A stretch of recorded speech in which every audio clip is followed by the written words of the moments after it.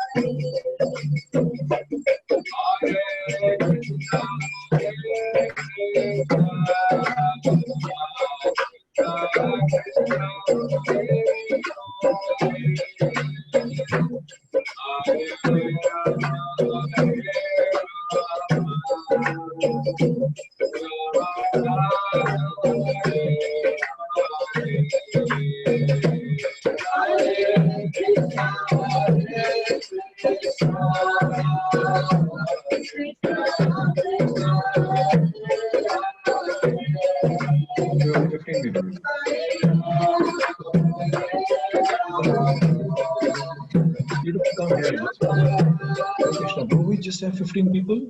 17 devotees?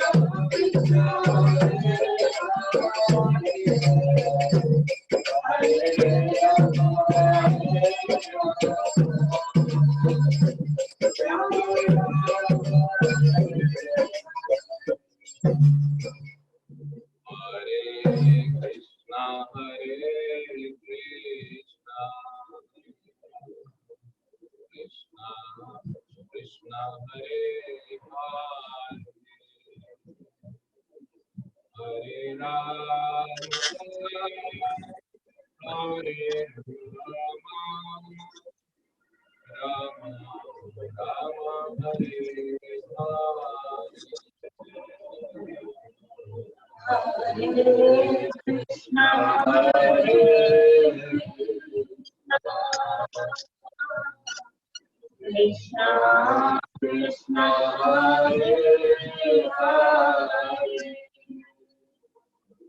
Hare Rama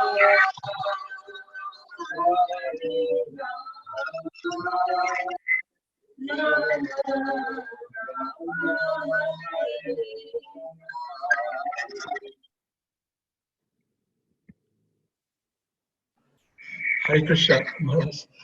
Hare Krishna Maharaj, Dandat Pranam, please accept our humble obeisances. Hare Krishna. All rise to Srila Prabhupada. So, thank you so very much. Hare Krishna, dear devotees. So, we are very fortunate today that we have with us His Holiness Bhakti Vidya Purna Maharaj.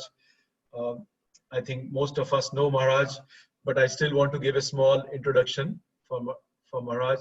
So that introduction is like showing a small lamp to a sun, but still I will try.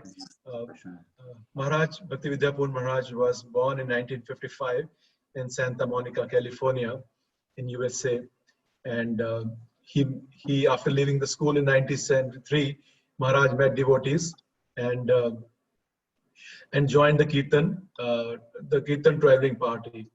Maharaj was initiated by Srila Prabhupada in January 1974 on the appearance day of Srila Bhakti Siddhanta Saraswati Thakur, and Maharaj got the name Anirdesha Vapudas. And in the March same year, Maharaj visited Sridham Mayapur for the first time to celebrate the appearance day of Sri Chaitanya Mahaprabhu. And during Janmashtami at Hyderabad, Maharaj got second initiation. And then in 1975, Maharaj once again came to the festival of Mayapur and then returned to Hong Kong, continues his service in book distribution.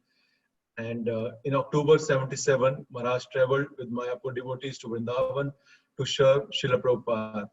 And there Maharaj also worked as a assistant, kitchen assistant to Guru Maharaj. You will be very pleased that time. And he also acted as a servant of the sannyasis who were Srila Prabhupada's servants that time. And in 1982, Mayapur authorities informed Maharaj that he was the new principal of Mayapur Gurukul, and he restructured, the Gurukul school, naming it Bhakti Vedanta Village Gurukul. And most of us have gone to Gurukul. So all the design, the huts, everything we have seen is all Maharaj, years and years of changing and, improvising. And then finally, what comes is like a transcendental Gurukul. And in 1987, again, on the appearance day of Srila Bhakti Siddhanta Saraswati Thakur, Maharaj accepted the sannyas order from His Holiness Jayapataka Maharaj. And Maharaj became A.V. Bhakti Vidya Purna Swami Maharaj. And since 1991, November, Maharaj is focused exclusively on Brahmanical Vedic education. And Maharaj is making the courses there. And few of us has read this Bhakti Shastru Chakshu lectures and also the Vaishnav culture lectures we have shared. Also on Varnashram, I shared with many of you, those who are going to get married, that they should hear the whole series. So that all is Maharaj, years and years of hard work. So we welcome His Holiness Bhakti Vidya Purna Maharaj, and we'll chant 3 times Hari Bol. Hari Bol, Hari Bol, Hari Bol. Thank you so much, Maharaj. Over to you, Maharaj. We are very grateful, Maharaj. He's leading. So basically you have the philosophy that we have of the tattva of Krishna consciousness. So that's the knowledge. Knowledge is applied to skills. Skills produce results. But then the question comes up, why? Why this knowledge? Why these endeavors? Why these results? Because knowledge and skills are a generic thing. Nowadays, they're elevated to a very high status, but they're a very general activity. They're just a mechanical activity. So there has to be a reason why you're applying these mechanics. You are, let's say, you're doing something with economics, but why? What's your, you're going to get profit. Why? What are you going to do with it? So these things in the present day, no one questions these things because it's a generic point that your goal in life is sense gratification. You simply get facilities so that and enjoy the sense of assisting that goal. Anything that gets in the way of our attaining that goal, that's up for discussion. Just like we'll see in the modern issues, what issues are coming up? What issues are there, let's say, with tradition? It's simply that it's seen that this doesn't support my sense gratification. It gets in the way of some aspect of how I want sense gratification. So since we're judging right and wrong or good and bad based on if it does give us the facility we want for sense gratification or not. Now, does it directly give us? Does it give us a facility that we can attain to that? What are we trying to gain here? And so that's being judged. That's how it is. And so the authority is it something that pleases me and my senses, or my extended, my family, my community, my nation, or the world, or all living beings, or whatever it is, our philosophy. So we see is that the knowledge and skills are taken as an absolute because they culminate in sense gratification. And so no one questions. So it doesn't matter what your knowledge and skill is, as long as it generates sense gratification, in the way of prestige, money, facility, beauty, strength, influence, any of these aspects, any of the opulences of the Lord, then we'll consider it good. And if something's not good for that, prestige-wise, then we'll say it's bad. Someone's doing some, menial job, we'll say it's bad because there's no prestige. It's going to get us less money. That means less sense gratification, right? Who wants to hang out with the guy who, sweeps the street or something? So it's all being judged according to that. And so therefore, that's all the position that the contemporary issues are going on, is how much it supports that. So then we're going to look at, okay, I have a job, I'm working, I'm making money. Okay, that's good, that's better than nothing. But is it a professional job, right? Okay, you have a business, you're running a business and all that, that's okay. But it's not, unless you're making tons of money, it's not that prestigious. If you're making tons of money, then you're in the running for prestige. But if you're in a professional job, that just on its own is considered, something high class. And why? Because professionals are supposed to make lots of money, and they're sophisticated in this, they travel around, they're more exposed to sense gratification. A professional is going to be in more hotels, he's going to be at more fancy dinners, he's going to be hanging out with more people that he can enjoy sense gratification with. Therefore, just automatically professional is better. So, but as we see is, how is that decided? What's the authority for that decision? That decision is being made based on, does that mean the audio still works? Yeah, sure. Well, maybe we should switch, just 1 second here. Just switch this over to. Okay, then.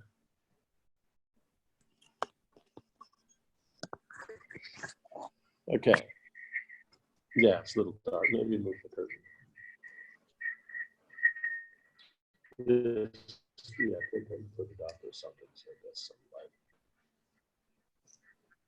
light. There we go. We have to remember we're not. Oh yeah, you can just stop it in the top. Current goes off, because over here is that. So you get paid for doing something, And if you work on the electric board, doing something means there's a switch there, you turn it off, you turn it on, then you're doing something, because otherwise you're just drinking tea. You're drinking a tea, you turn it off and on, then the board will think, yes, this man is doing a great job and he'll get his paycheck.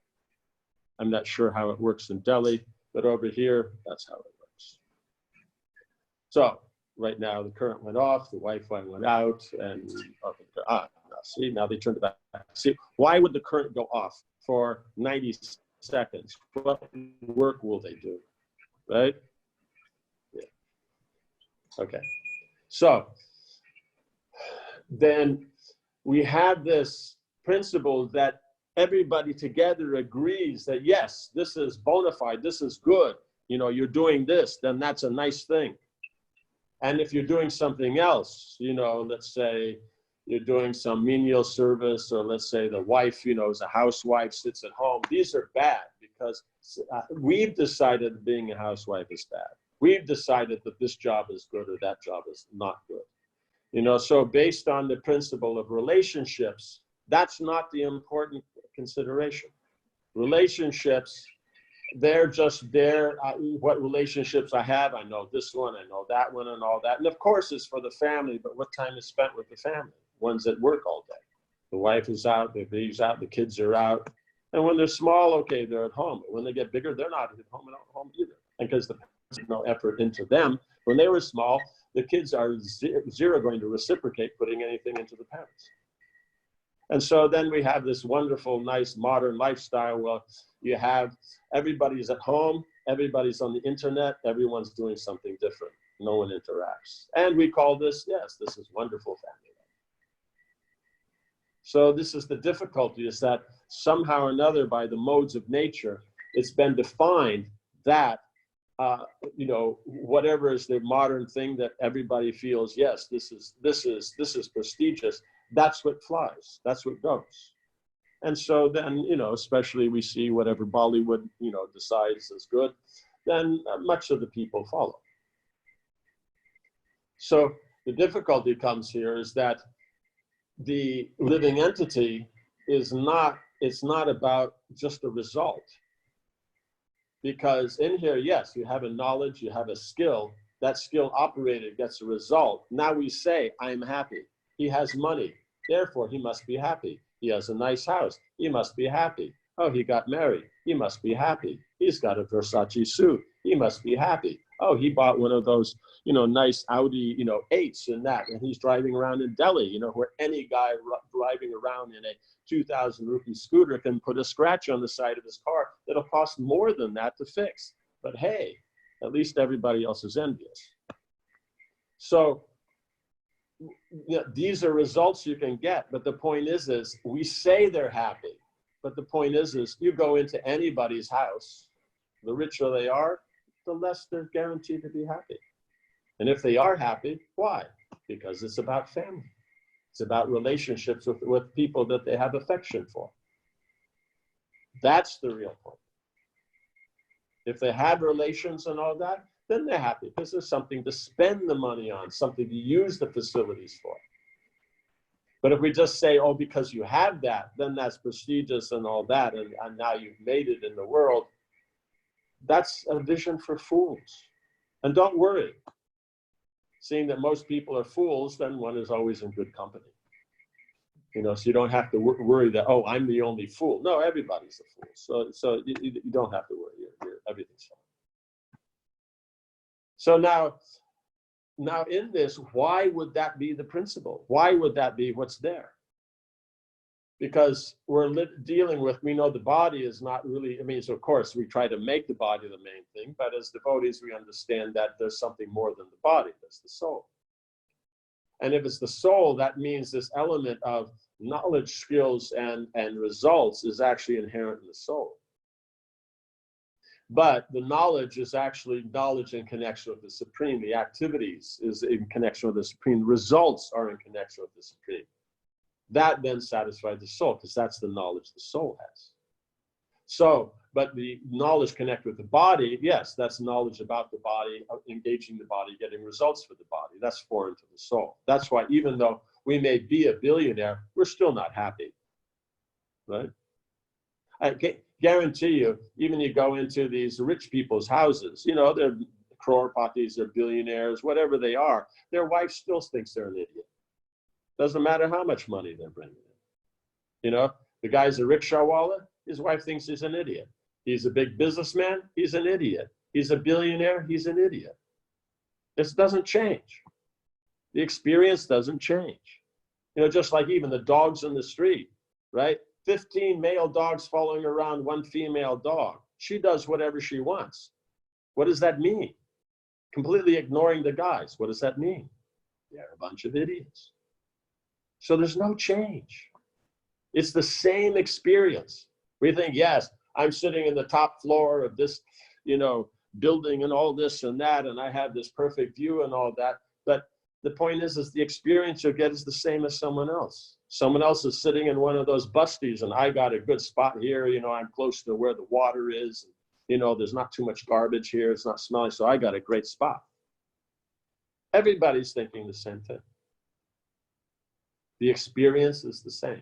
Well, there's this illusion, no, I have more facility, my experience is more. Prabhupada gives the example of, okay, the general mind, he's driving his taxi, he eats 4 chapatis a day. Let's say he gets it together and starts a, you know, transport company. So now he owns 100 taxis. How many chapatis does he eat? Still 4. Now let's see, he does that. He opens in, you know, Delhi, he's got in Bombay, he's got in Chennai, probably forget Calcutta, you know, but, you know, like this, and he goes on and on and on like that. How many chapatis does he eat? 4.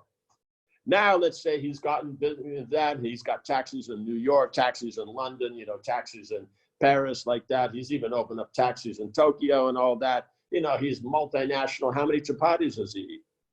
4. Now, when he just had 1 taxi, he'd sit down, enjoy his 4 chapatis. Now he's thinking of this and that and so many things, and people are calling, how much does he enjoy his 4 chapatis?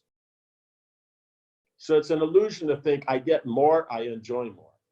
No, it's whatever is required for you to function, that's what you keep. Someone needs a big bungalow to function. That's his, you know, how you could say the, what we call that, you know, the line that you judge everything off of. You know, like you have an oscillator. They have the reference point, you know, the 0 point, like that. So you have a bungalow, that's a 0 point. Now you use that for Krishna. Someone else just has a little one apartment, you know, 1 room apartment. That's his 0 point, that's all he needs. So it depends upon who you are, what you have, what you're doing. Like I remember one big businessman was telling me, he's driving around, like I said, in this big fancy Mercedes and all that. I think this is in Bombay. And he was making the point, in Bombay, driving around a big, you know, how you say, the biggest, that S class or whatever it is, it's a problem. It costs more, there's no place to park it, you know, you get it scratched. But when he shows up at the hotel for signing the contract, if he shows up in a little, you know, a little Fiat 500, they don't take him seriously. He shows up in this Mercedes S-Class, they think, oh, this guy's together. So he needs it for that. When he runs around town, he uses a small car. If it's just himself going shopping or going somewhere, he uses a small car. But when he goes in business, I told this to one devotee in Australia, a lawyer, about this. He thought, oh, that's stupid. He didn't, you know, like that. And then, but one day they tried it. They went for this program. I mean, they had been invited for some thing that they were signing some contracts with some people and that, because I think they're corporate lawyers and all. And so he thought, oh, I remember Maharaj said this. Okay, instead of buying getting the normal little, you know, 2-seater little thing where they can park it, he got himself this big, huge Mercedes. Then he shows up at the place in this Mercedes and he says, he couldn't believe it. They took him more seriously, got the contracts up. He thought, this is so shallow, but it was so real. So, yes, if that's what you require, then people say, oh no, but we're devotees, why do you need a Mercedes? If that's what you need for your business, or that's what you need, that's what you have, and no one can complain. Someone else, you don't need to have a car, you take the bus, you know, you take the metro, then that's your 0 point. So the point is that the devotees, they understand is that it's not more or less, it's what you require. Like the elephant, now if you want to feed chapatis to an elephant, you better be getting out about 100 to 200 chapatis. And for them, that's just normal. Oh, it's not like, oh, look at the elephant. He's eating so much. Who does he think he is? Like that. With how much he eats, you could feed, 20 other people and this and that, or even more. You can come up with all these foolish philosophies, but the point is that's what the elephant requires. And then the taxi, he only needs 4.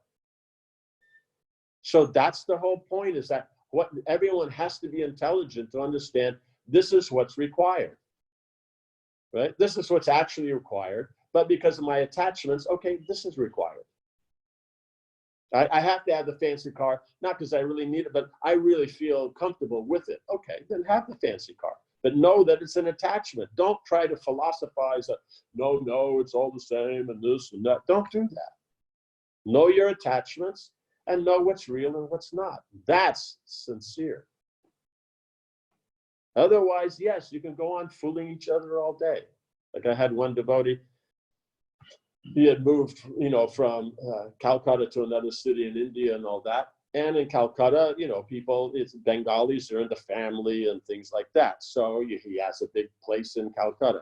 He moved to this other city. He got himself a big place. And because it's so jammed in that, he got himself a little car. I think one of those Maruti R's or something like that. And so then one of the devotees in the community, because he's a businessman, right? And the other community says, what are you doing? Why do you have such a small car? You should have a big car. He says, no, I'd rather spend the money on my place. And this other devotee said, yes, but no one's going to see your place. They're only going to see your car. No one's going to go to your place. So you should have a big car, small place. So I said, oh, okay. He went back home, packed up, moved back to Calcutta. He just thought, I'm not hanging out with these people. Too shallow, too external. Because this was the devotee community. Business community, that's another thing. He does have a big car. But, for general things, he never uses it. So we have to understand is that, yes, there may be these things. I need that Versace suit. I need that. So therefore, then, is it attachment or is it reality? Are you moving with somebody where everybody's got a Versace suit? Okay, you have to have one. But if it's just you want to show you're better than everyone else, then no, it's an attachment. It's very important to understand this. Otherwise, we see contemporary philosophies are coming up. We're from this place. We're not, Vedic, so we can't do that. But then who can't say that? Maybe a South Indian Brahmin can say, we're Vedic. But everybody else will say, oh, I'm not that. But the point is are we the body? We're not the body, we're the soul. So this comes up as a big problem, is that if we think we make our decisions based on the body exclusively and not seeing it how it relates to Krishna and how does Krishna want things done, right? Because knowledge is coming from Krishna. Skill, when you apply it, how it's applied, that's coming from Krishna. The laws are there. Laws of nature are created by Krishna, not by us, right? Means if we look at it, okay, we're looking back in history. We went to school and all that, right? We did all our history classes and all that. Okay, in history class, who did they teach started economics? No. Okay, who started, governance, administration? What society? Not one of them. Okay, which society started family life and, all these different things? None. Okay, what about warfare? None. What about music? None. So in other words, these are eternal principles given by Krishna. And the laws that are there, they can't change. Music now and music 100 years ago, 1,000 years ago, hasn't changed. It's still the same notes. And if you use them in a particular way, you get a certain flavor. You change how the movement of it, you get a different flavor. These are eternal laws. You buy something cheaper than you sell it, you make profit. It's an eternal law. You can't go against that. No, I got a great idea. I'm going to buy something for 100 rupees. I'm going to sell it for 10, and I'm going to become so rich. It's not going to work. These are eternal laws. And who's given these laws? Krishna. So that means the knowledge is coming from Krishna. The skill, how you use it to get a result, is coming from Krishna. The results we're looking for are coming from Krishna. Why is still Dhanam Janam Sundarim? Are we looking for something else? Oh, I'm working so hard so that someone hits me over the head with a rock. And someone go, wow, that's a goal I never thought of. This guy must be special. No. So I'll go, this guy's an idiot. Right? You got to make money. You got to have position. You got to have beauty. You got to have power, influence, knowledge, renunciation. It's still the same six, the same big six. It's all coming from Krishna, nothing else. So now, what defines now? So the mechanics of how the world works is coming from Krishna. So the devotees are using these mechanics, and the karmi is using the mechanics. So what makes the difference? The difference is going to be in attitude. The attitude of the devotee is, I have knowledge, skills, and results to please Krishna. So therefore, when you get the result, the experience you gain from it is Krishna conscious. While the materialist, he's doing this because this is going to make me happy, on the material platform. I'm going to get some sense gratification. And you get the facility, but the point is because it's a mundane attitude, the result, the experience is also mundane. So it's not satisfying. The soul being eternal, connected to Krishna, therefore, if you don't see the activity and the result connected to Krishna, you won't get a spiritual experience. And only a spiritual experience has any real value or meaning, lasting meaning to the soul, because the soul is spiritual. So all these experiences you have, like here we talked about, there was a moment there, it was really nice, this really good moment. People talk in moments that, something fabulous. Moment is defined in scripture as 1/11 of a second. It's not a long time. And then you talk about, okay, how many of these moments have you had in your life? If they're lucky, it will add up to 1 second. Their whole life. Maybe 2, maybe 10 seconds. So are we really dealing with something solid here? While we see in the spiritual world, time being eternal, any moment that's experienced never leaves. It's always eternally present. That means there's never any loss of this, right? So this means that having this knowledge of Krishna consciousness and applying it into Krishna consciousness, that's Krishna conscious culture. Being able to apply this knowledge on the platform of practical in my life, that's the culture. It's also known as science. I have the knowledge until I apply it, it's not actually science.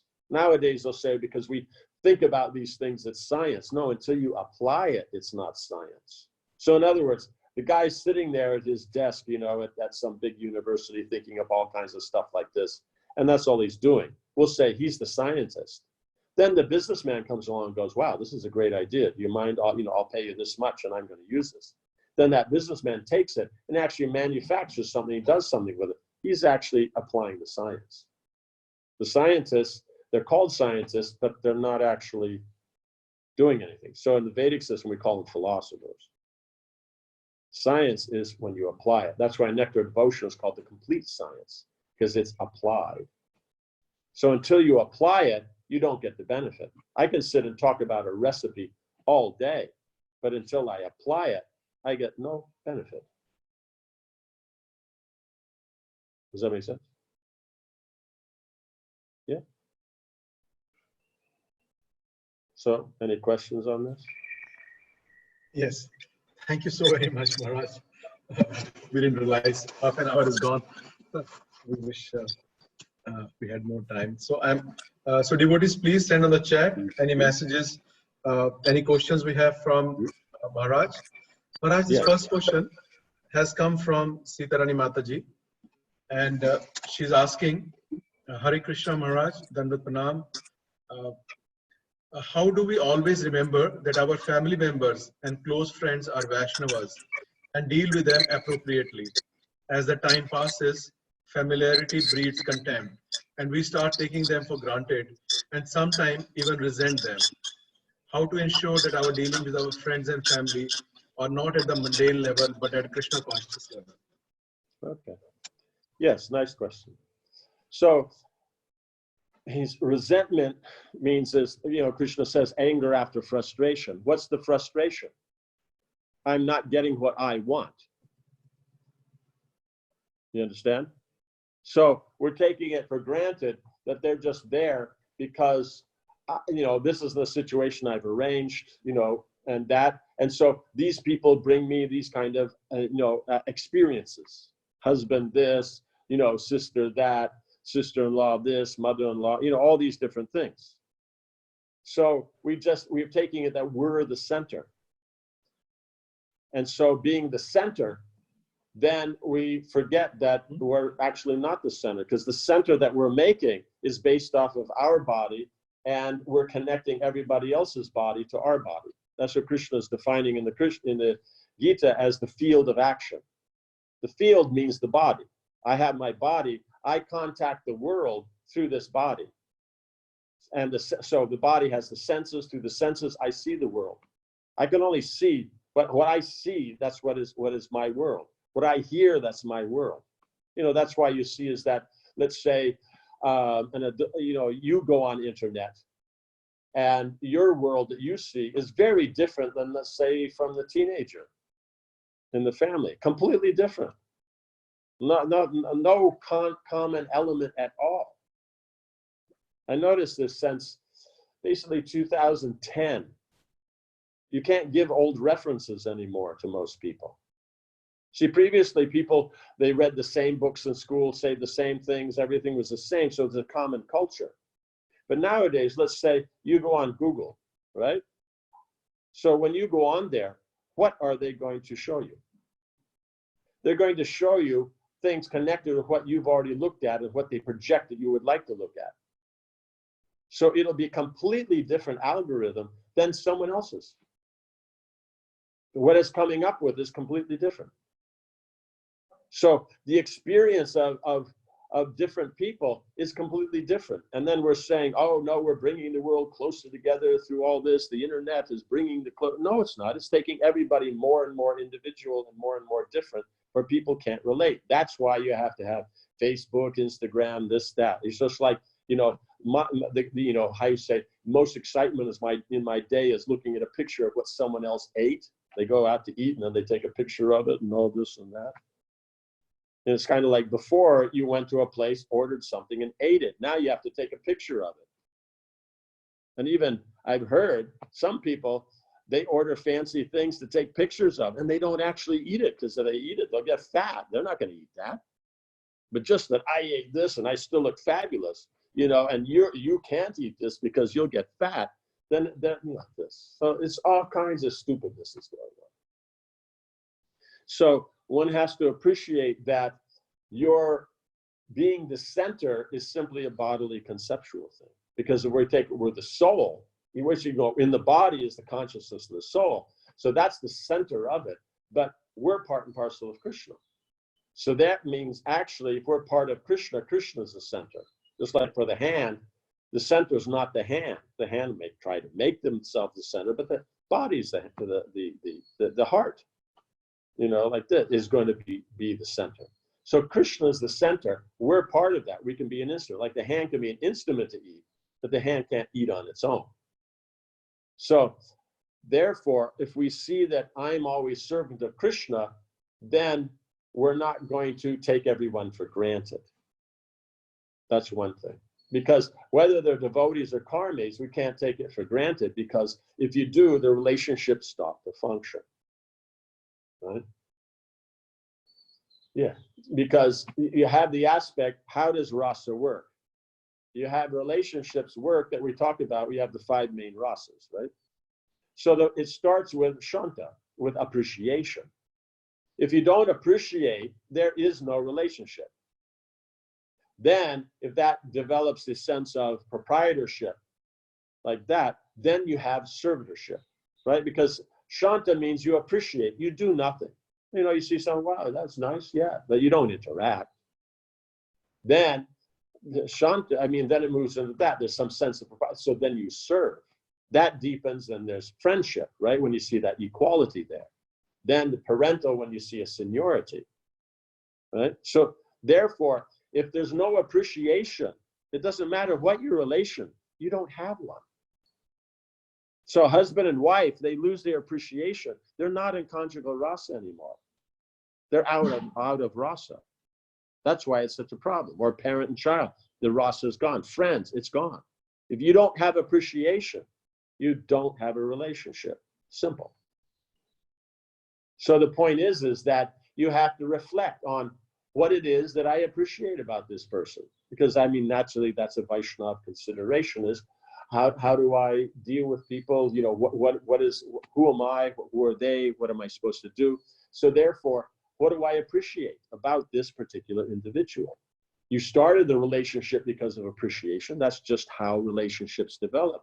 So if you don't remember that, you should start to think about that. Because the point is if it's not, we'll say, oh, they've changed. No, you've changed. You've stopped appreciating. People grow, they adjust, they mature. That's going to happen. But to say, oh, they changed, no. You just stopped appreciating them. They stop appreciating you. So you appreciate what it is, what in the very beginning you appreciated. Look at that, look at all those things, and look and see if those are still there. And you'll find they are still there. You know, maybe you have to look around or dig a bit, but they're there because the person's not going to change. Right? Nature's nature.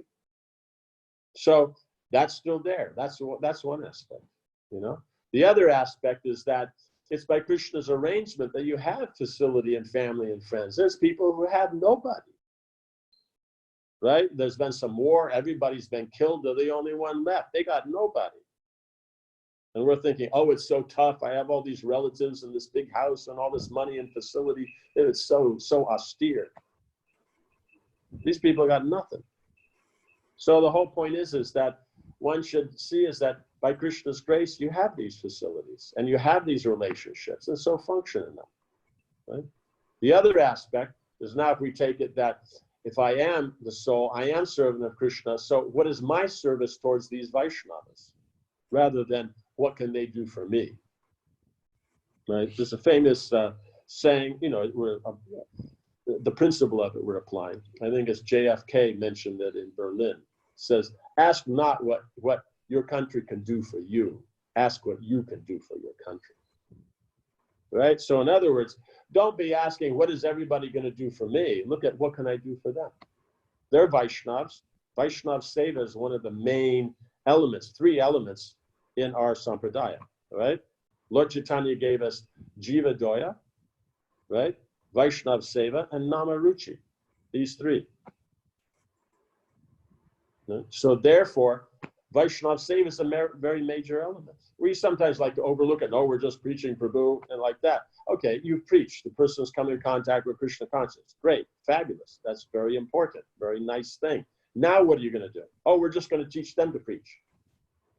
This is a lack of understanding of our culture and philosophy. We're supposed to attain prema. That comes in the association of Vaishnavas. It doesn't say by preaching you'll develop prema. It says by association with devotees you'll develop prema. So preaching means this association. But if you're not associating with the idea of developing in your devotional process, you know, in other words, removing the anarthas, becoming more and more surrendered to Krishna, then how you move forward. Means, yes, of course, the chanting of the holy name, you get purified, you move forward. But being a voluntary process, you have to be aware. You need to be aware of, yes, I want to develop love for Krishna. Because it's desire. Jivas can desire. I want to serve Krishna, I want to serve Maya. Then Maya will take care of it, or Yoga Maya, depending upon your choice. Does that make sense? Does that work? Yes, Maharaj. They're saying thank you so very much. Okay. Maharaj, next question is from Meenakshi Radha Mataji. She's asking, Hare Krishna Maharaj, why it's always difficult for us to understand spiritual philosophy mentioned in the scriptures, and also it takes a lot of time to apply it in our life. Okay. Well, the easiest understanding for this is that how long, okay, just say, okay, we become a devotee now. Okay? And we say 5, 10 years, or 20 years, or some 30 years, or whatever it is. Okay, how long have we been in the material world? Right? 30 years, 40 years, 50 years. Okay, let's go for it. 100 years. No, we've been here for unlimited lifetimes, right? So therefore, in comparison, this one life being dedicated to Krishna consciousness, and for one lifetime, you can go back to Godhead, while for unlimited lifetimes in the material world, we're still not happy or satisfied. It's a pretty good deal, right? No? Let's say we've worked our whole life to make money. And let's say we've made 100 crores. Okay? Worked very hard. But we can't make any more. But we're saying that, and we put in everything, sacrificed everything. Now we're being told, okay, put in 1 paisa, but it will take, some time, a lifetime. But in that, you'll get unlimited crores. You can't even measure how much you'll get. Does that make sense? So the point is by the chanting process, the purification that's going on, the moving forward is so rapid. But what we're dealing with is unlimited lifetimes of not actually being very God conscious. Does that make sense? So we have to get rid of all that. So it takes time. So that's why, we gain the faith, we take up association of devotees, we maintain the faith, we maintain the association, we take up bhajana kriya, we start the process, we maintain the faith, the association, the bhajana kriya, we start to remove the anarthas, we start to become steady. So now that faith, that's association, that bhajan is steady now. And then we're considering that with a steadiness is thereof. Now we get a taste. It just increases. It's not that we generally think, okay, it's a shraddha. Then you move to anartha, move to sadhu sangha. No, it's you have the faith, and then the faith matures. Now it becomes sadhu sangha. And when the mature faith again, and the association of devotees is more mature, then it becomes bhajana kriya. So Prabhupada mentions prema as mature faith. So if you want to take it like this, you have 1 part faith, it's called shraddha. You have 2 parts faith, it's called sadhu sangha. 3 parts bhajana kriya. 4 anartha nivritti. 5 like this. So when you have 9 parts, that's called prema. You understand? So therefore, when faith goes, everything goes. Oh, I can't have faith in authority or this or that. They did this, they said that. Then you had nothing. Just like in relationships, you don't have appreciation. In the spiritual, it's the same thing, appreciation, but appreciation there means faith. You don't have faith, you're not advanced. Yes, you've been around the temple for 30 years, you have the position, you have the authority, you have the big office, you have the fancy this and that, but still, you're not advanced if you don't have faith. And the fun part about it is that you had faith, that's why you got there. If you lose the faith, now it's by association, you get it back again, you're back in the same place. But until you get the faith, you're less than the new bhakta. Right? Yes. Are we all good with this stuff? Or is this discussion okay, or is this a little bit too strong for people? Yes, Maharaj, we need that strong dose. It was very, very much required. And Mataji is also saying, thank you so much, Maharaj, that we understand. Okay. Maharaj, one question has come from Mr. Ashwini Garg. He's saying, Hare Krishna Maharaj, kindly tell us how to get detached from things at every step of life. At times we get attached to things and deeply engrossed into that. That time we reacted to situations, so that at that time, what should be in our mind that will keep us detached from those things? Okay, so now an important element here is detachment means attachment to Krishna.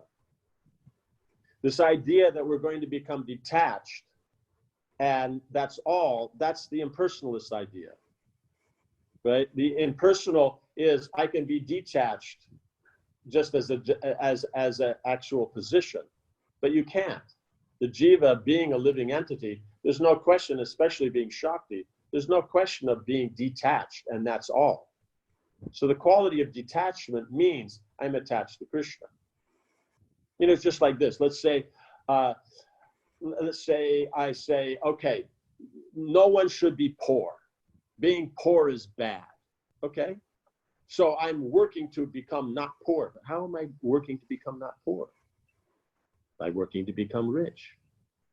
You have money, you're not poor. So you have Krishna consciousness, then you're not attached. Does it make sense? But this idea that detachment stands as a quality on its own, that I can cultivate on its own, no. We know that it's there, the quality, because in performance of service, we use the various qualities, right? Qualities are there in our life, and that's what makes for nicer. That's the culture in life, right? Is the culture, is the qualities we use, therefore the experience we get. We use good qualities, we get good experience. Bad qualities, bad experience, right? Because the knowledge and skill doesn't change. You know, you're Ambarish Maharaj, you know, or you're an absolute demon. You know, how you cut the potatoes and fry them in a pan doesn't change. So we're taking it, knowledge and skill is something, you know, it's just standard stuff. What makes you special or different is the qualities you work with, and therefore the experience you get because of the result. So when the result's for Krishna, then you're using all good qualities, right? So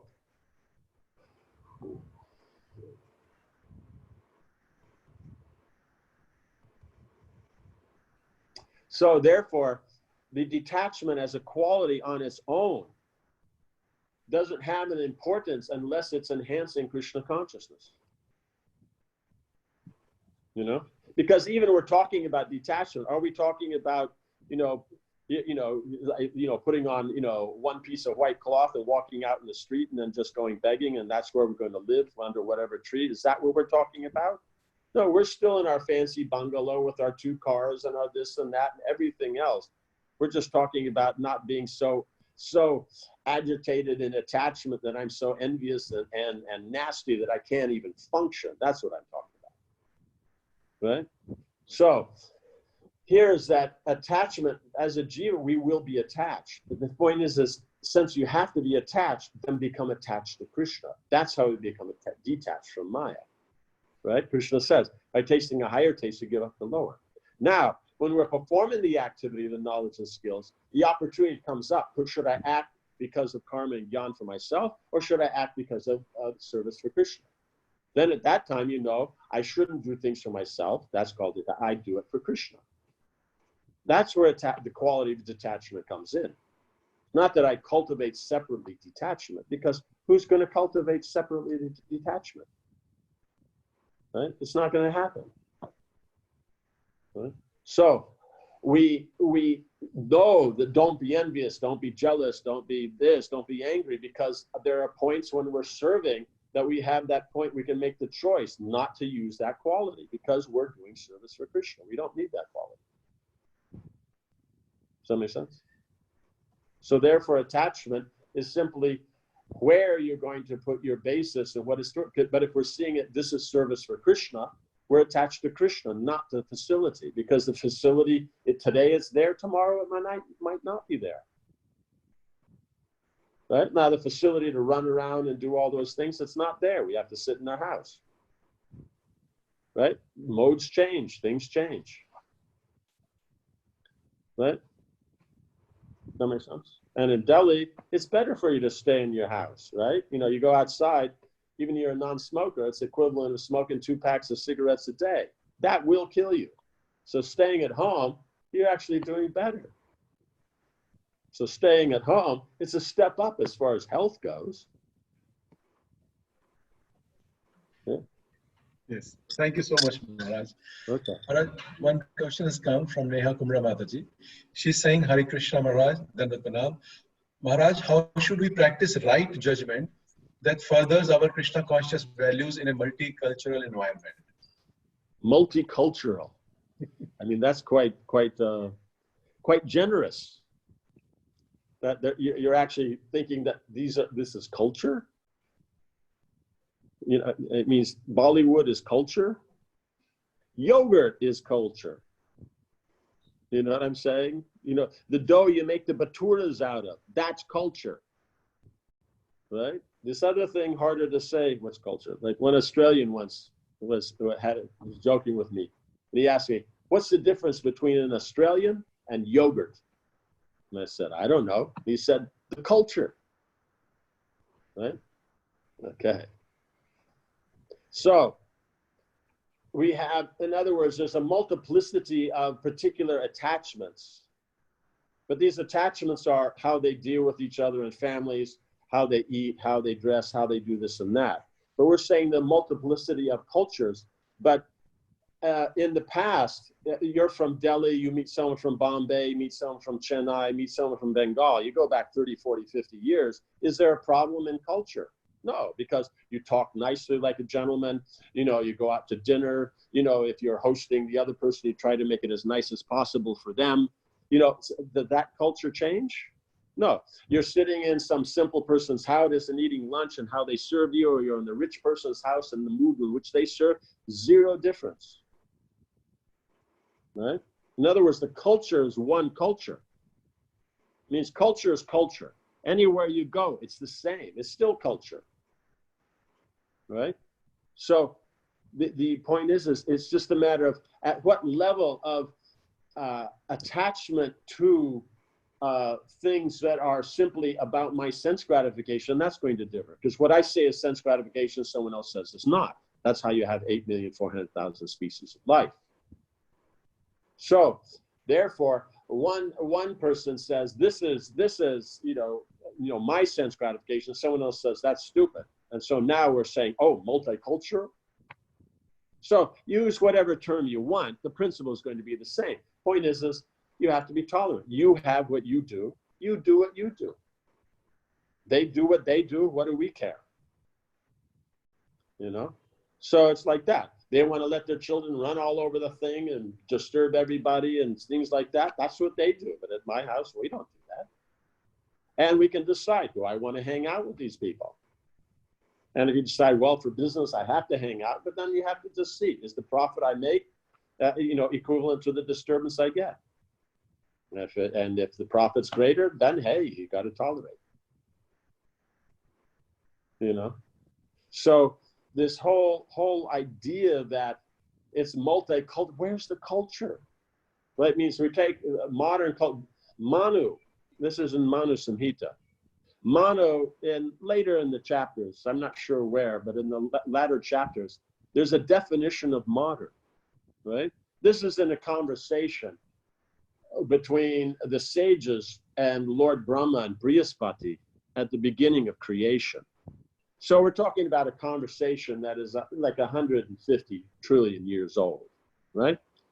And in this conversation, then what's being brought up is that modern means what's not Vedic, right? Because what does modern mean? Modern means it's constantly changing, right? The Vedic, it doesn't change, right? The values that are there in Mahabharata, you can read them today, they still apply.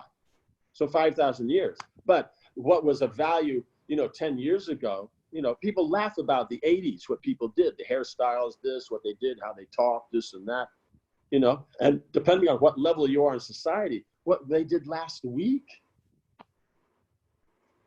at least a year. Oh yeah, we used to do that last year, 2 years ago. We don't do that anymore. Some people, oh yeah, we did that last week. We're done with that. So the higher up you go in the modern social stuff. So modern means always changing. So Manu has already explained that modern means what is always constantly changing. So that what doesn't change, the Veda. So that means if you're not connected to the Veda, it's modern. So now we're taking it that this variety within modern is the different cultures. No, modern is one culture. You know what I'm saying? Because you can say, oh no, but the Westerners do like this. It's that, yeah, but the same Westerner, his neighbor doesn't do like that. One of the ones I always, it's maybe in a, yeah, we'll do it. So the whole principle is that we're taking it that how I'm viewing my, you know, I go to Domino's. If someone else doesn't go to Domino's, they wouldn't be caught dead in Domino's because that's not pizza. They'll go to another one. You know, does that make sense? You know, it's just like you go for Chot. You know, you go to your particular guy. There's 10 guys there, but you go to your guy on Juhu Beach. You know, or wherever it is. You know, and it's because that guy, he makes real Chot. The other guy's not so good. But someone else goes to that. Otherwise, all those 9 are losing money and only this guy's making money. You know, all 10 are. So that means everyone has a different taste. This one he puts more sour. This one puts more sweet. This one he, you know, mixes the two. This one he puts more chili. This one he puts more, you know, this or that, or, you know, like this. And so they have their, and so each one thinks that this is. So now is that how do we survive in a culture when we go out for Chot in the evening and, you know, we go down to whatever the Shiv Sagar or whatever we're going to, you know, and then what do we eat, you know, because I want to eat this and they want to eat that. And this is, you know, my whole life is falling apart because, you know, we want 2 different Chots. So the whole point is understand is that in the modern, you know, the media, they'll say it's culture, but is it culture? It's just a difference of opinion on sense gratification. That's all. So the whole point is yes, there is difference. And you find those people like-minded. Rupa Goswami says, Swajati.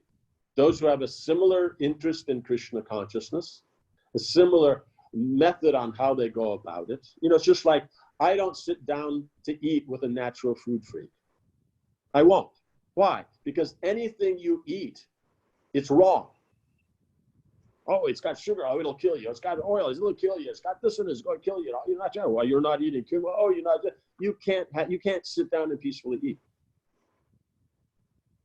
Because they can't just eat. Their life, their identity is I'm a natural food freak. It's not that I'm a person who happens to like to eat, you know, natural food because it's better for you. And others eat other things. Hey, that's up to them. No, it's because I'm a natural. That's me. And everybody's got to know it's me. So that's the point, is that people have these false identities and they're so insecure in them, they have to be in everyone's face about it. But what's a gentleman? A gentleman is, he does what he does and you may not even know about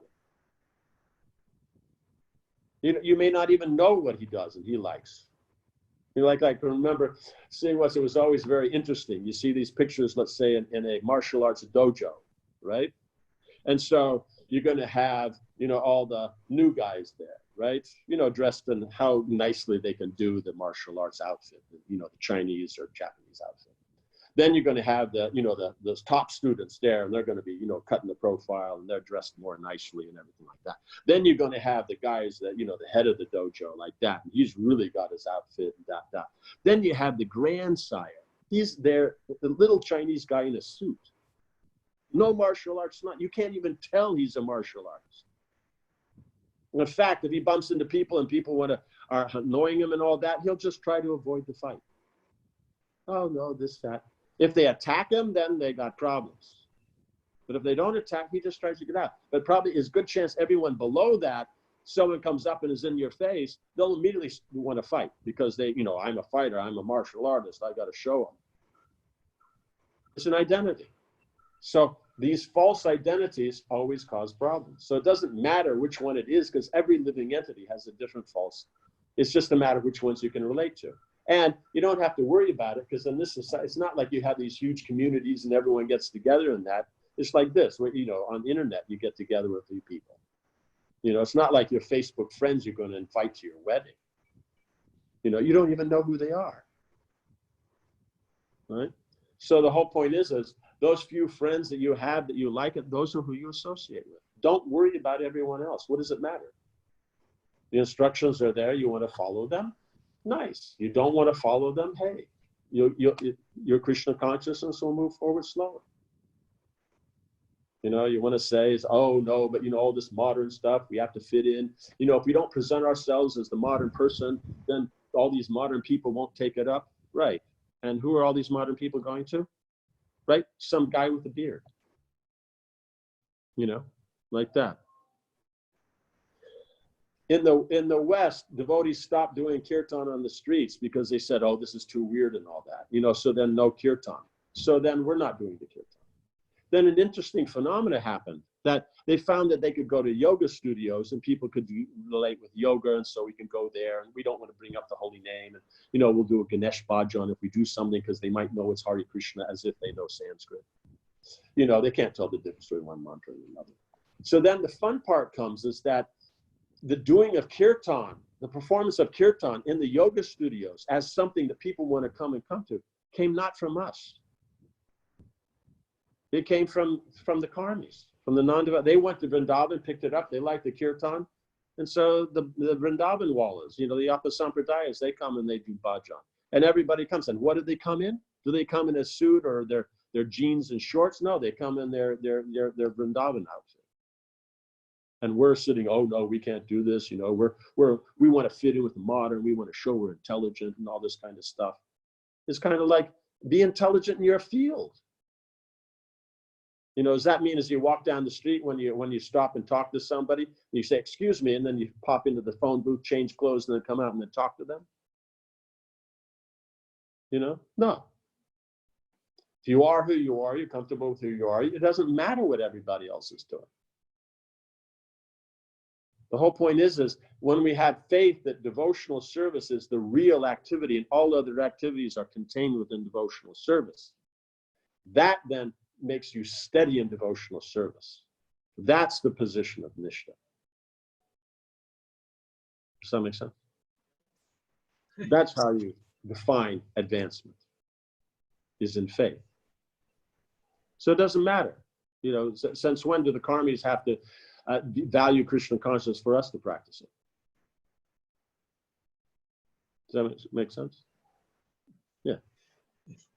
Thank you so much, Maharaj. I think next time this word culture comes up, we will remember yogurt first, Maharaj.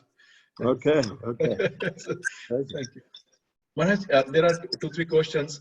We are at 9 o'clock. Do you have time, Maharaj, to answer? But I mean, what about your, oh, I see, it's Sunday. Okay, so you guys have nothing. You're unemployed today. Yes.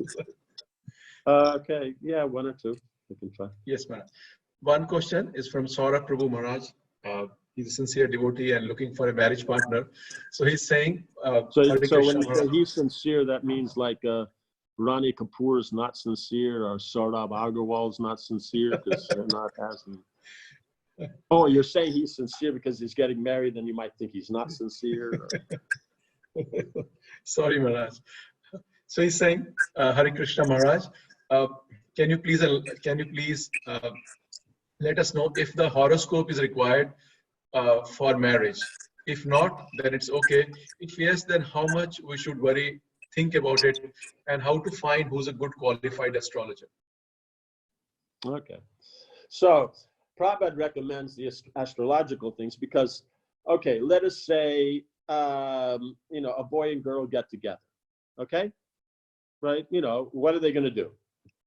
Most likely if we, follow the, proper, combination of the Indian with the Bollywood kind of thing, then, you're going to go out, let's say for pizza or get an ice cream or something like that, right? And then either sit there and a little bit out of the way of the bench like that, or go a little bit walking in the park and sit down there, just walk and not sit down because, you're not too sure about if you want to sit too long with a person or if the person's going to get too antsy, right? So now, what are they going to talk about? Right? The weather, so, hey, what do you think about this coronavirus? Or, what are they going to talk about? And then what they're going to talk about, does that have any value to do with what's going to happen in their married life? Right? You're not sure? You're thinking about it? About this much. That's a 0. What are the questions you need to know whether a marriage will be compatible? Right? Okay. Things like, let's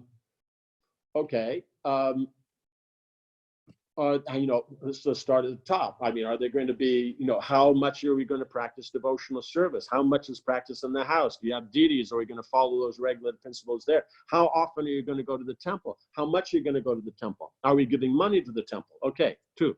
Then let's look at, are we having kids? How many kids? Right? Somebody wants, 10 kids. Somebody wants no kids.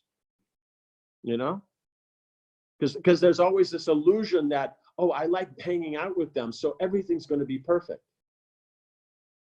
right? But the problem is they're an individual. So what you're going, oh, it feels good because you're touching the aspect of Virat Rup, which is the his Brahman aspect, and because you're touching that's good, right? Male because female is a principle, universal principle, so it feels good.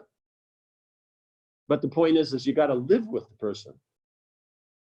So just the feeling, oh no, it'll be okay, that's not. How many kids? How like that? How are you going to train the kids? What's the discipline for the kids? Just they do anything they want, or you tell them what's right or wrong, right? Does that make sense? How are you going to dress the kids? How do you dress? How are they going to be educated? Are they going to go to school? Are they going to go to a Gurukul? Are they going to go to Harvard? What are they going to do? How much money you expect to get? What kind of lifestyle? How do all these different things? What's a vacation? What's relaxation for you? Is it just sitting at the home with a good book or with a family, or it's out on a world cruise on first class, like that? And what's relaxation? So, are these couples going to ask these questions? There isn't a snowball's chance in hell they're going to ask these questions. You understand? Like that. So that's the point. They won't ask these questions. If they're smart, they will ask these questions.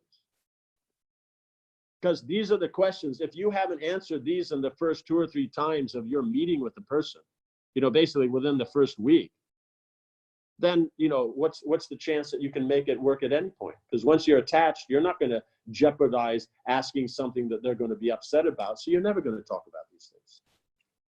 But right in the beginning, you're not attached. You ask whatever you want. Oh no, take it slow, be easy, go. And therefore we see is that before, because they use the charts and all that and ask these questions, therefore then the marriage staying together was 100%. Divorce was very rare, sometimes separation. Now we take the modern approach, I'm an individual and they're an individual and I find out about them as an individual, and now the divorce rate is 75%. Do the math. Which one works better? Right? Therefore, if you don't know the person, walking on the boardwalk eating an ice cream you're not going to get to know the person. Sitting there and what's that going to show? Right? So therefore, how do you find out even who to talk to unless you look at the charts? So that's the thing, is we get together, then we get attached, then we look at the chart. Oh, okay, now it's worth looking at the chart. But then the chart's not so good, and but we're devotees, we're not the body and all that, though. Actually, we're marrying the bodies, we're not marrying the souls. So it's 100% based on the conditioned nature. It's nothing to do with our spiritual. So actually, what are they talking about? Total ignorance. So the whole point is that the charts are there so you can even see whether it's worth putting together. If the chart is good, now you talk. It's like Shankaracharya said, first make the chart, then we'll talk, right? Isn't that what he said? So that's the intelligent way to do it. But if you want to do it the way they do in Bollywood and everything, but remember, it's a 2-hour movie. They only have to tolerate each other for 2 hours. Right? And much of the time, if you read Stardust and stuff, you'll find out that many of those actors hate each other. Can't stand each other. But, you get so many lakhs of rupees to do the part, you're going to do it. If I tell you, you sit with this person for 2 hours and smile and not, rip their head off, and I will pay you 25 lakhs. Are you going to do it or not? Right? Okay. So don't take that as authority. Right? So just because it worked in Bollywood doesn't mean it works in real life. So the whole point is that one has to appreciate that that's why the Vedic system. You do the charts first, then you're going to see, then you're going to talk. So now from that, first you're going to look at who has similar natures, similar backgrounds of community, this and that, and all these things like that. Of course, you say we're not the devotees, so the Punjabi marries the Bengali and everything's fine and all that's great. The Punjabi is going to eat rice, white rice. You're going to feed the Punjabi husband white rice for lunch? No. Or you're going to feed the Bengali husband, you know, those big fat rotis like that, 3 of those aloo parathas for breakfast, and then expect he's going to eat lunch? No. Therefore, has to be a similar background. Bhaktivinoda Thakur says, just because you're a devotee doesn't mean you don't marry from your own community. Right? Maybe even if it's not exactly, it's not the community meaning that it's Punjab and here, but then you have to marry equal nature. A Punjabi businessman can marry a Marathi business person, because there'll be something similar. But you have to know that these are going to be an issue. What you're going to eat for lunch.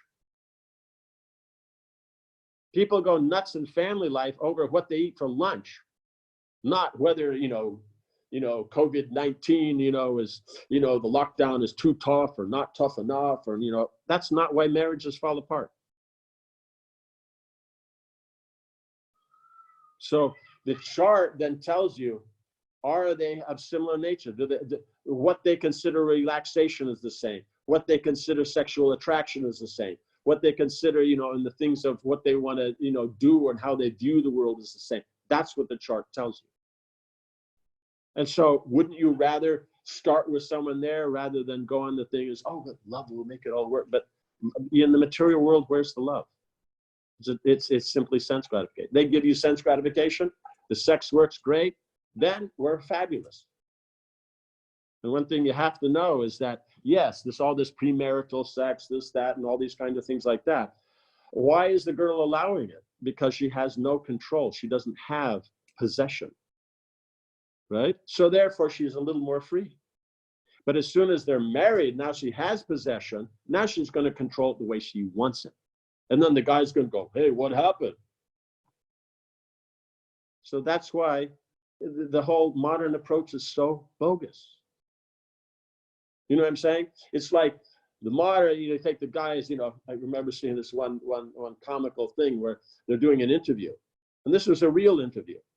He was going out and said, so, he was going up to this guy, how much sex do you have? When's the last time? I don't have sex. He's just like, no, but, it's not, he keeps saying, I'm not having. He says, why? Finally, he says, well, why do you keep saying I don't have sex? And he looked at it and says, because I'm married. That's why.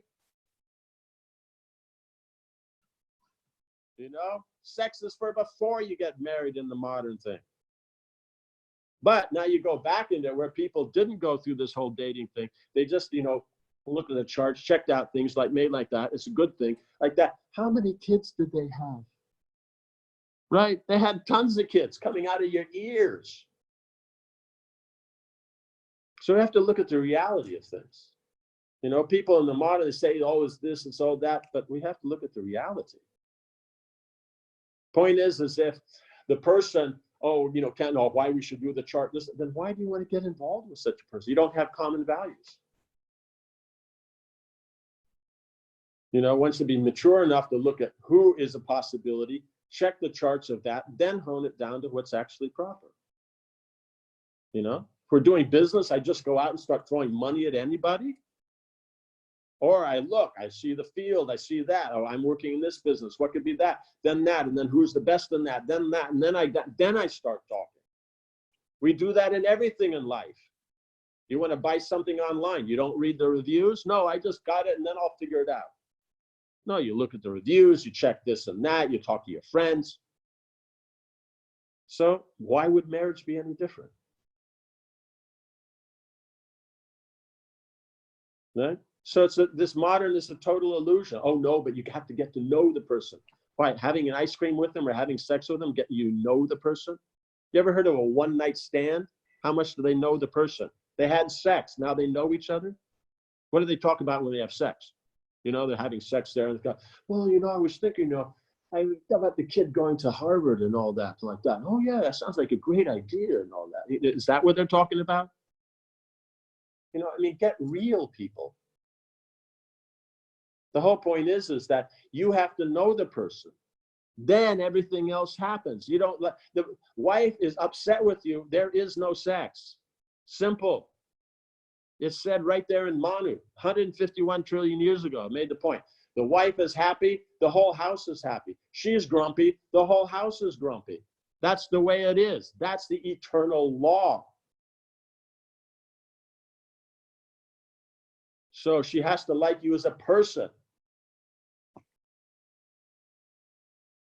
So you have to know what you're dealing with.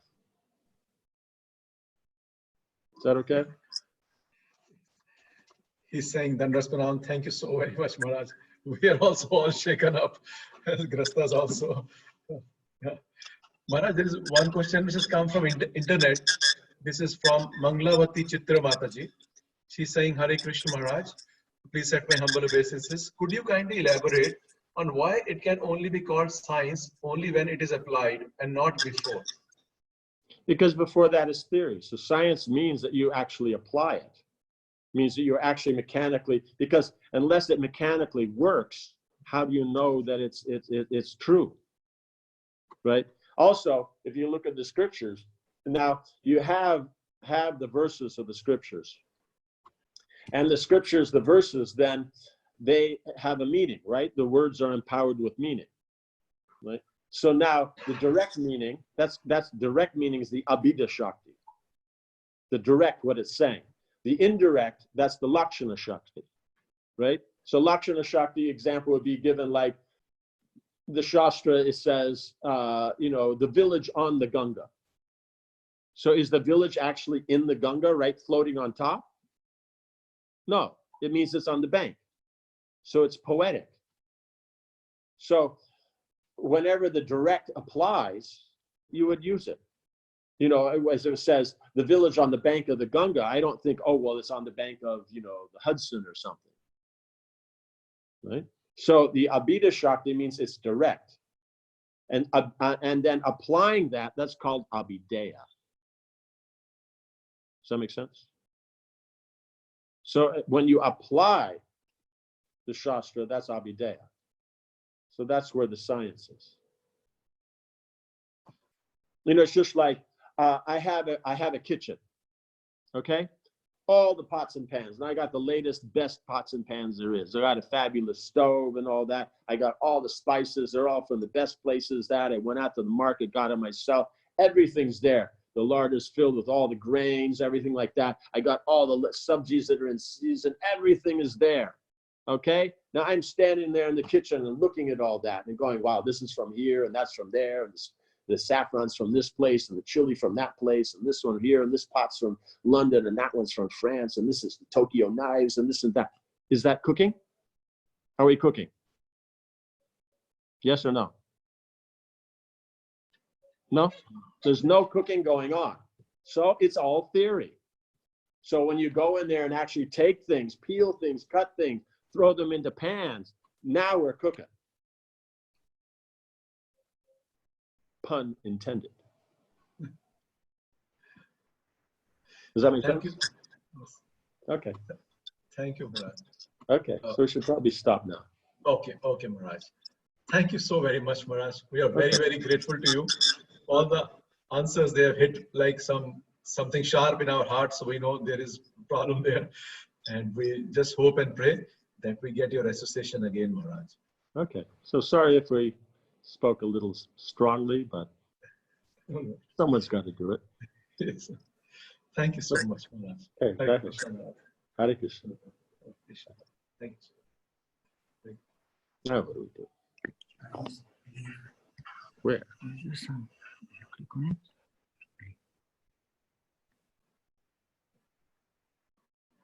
Oh, so thank you so very much, devotees. I hope Maharaj that we all got some nectar from Maharaj. He's an amazing Vaishnav, and he's so Shastric Maharaj, and we are very, very grateful. I can't tell you how fortunate we are to get his association like this. People wait for years and years. So it's a Prithivardhan Maharaj kripa on us. So please, we will put the recording also. So if you hear it again, I'm sure something again will come up for us to contemplate and think. And I'm very grateful to all of you who came and hear Maharaj. So thank you so much.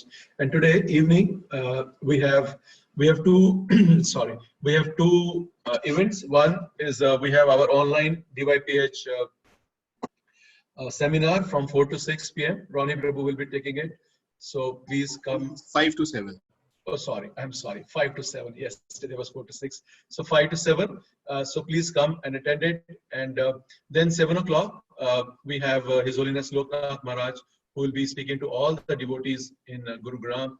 So we will share the Zoom link as soon as we get it from the temple. So, so please attend both of them. Thank you so very much.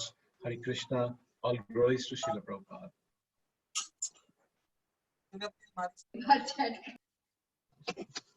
The mantra